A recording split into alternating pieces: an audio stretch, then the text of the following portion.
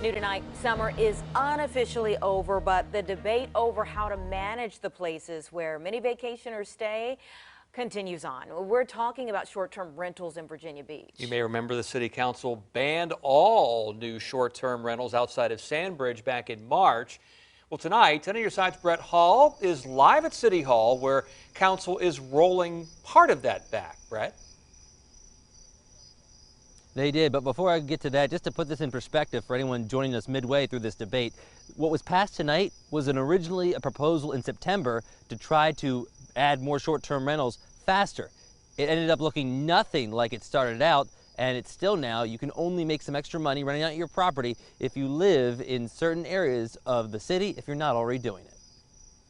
A city divided. Advocates for short-term rentals in blue. Those who believe they have no place in neighborhoods in red, and a city council trying to needle a thread. Why are you even considering this? I can't think of anything more inconsistent with a community for a lifetime than a short-term rental that is turning over every other night. Tonight, City Council created what's known as its first short-term rental overlay district for the resort area, meaning if you own a home, live within those boundaries at the oceanfront, and want to rent out your property using Airbnb or Vrbo, you can, if City Council approves it on a case-by-case basis.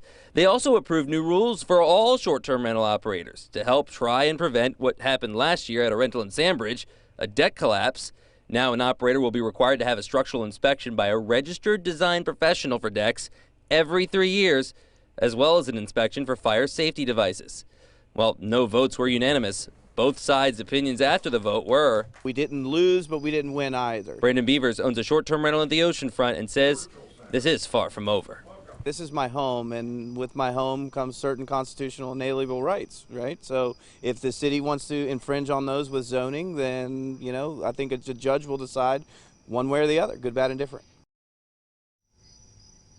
Of course, the opposition has the position that they have the right to have their property zoned the way they have it when they bought it.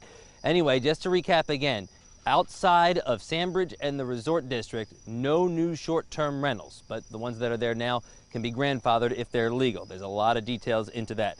If your neighborhood wants to start having short-term rentals, you would need to somehow get 75% of your neighborhood to agree. I say somehow because there's not yet a process for that established with the city. I did reach out to Airbnb to ask what they thought of all these changes. They told me no comment. Live at City Hall, Brett Hall, 10 on your side.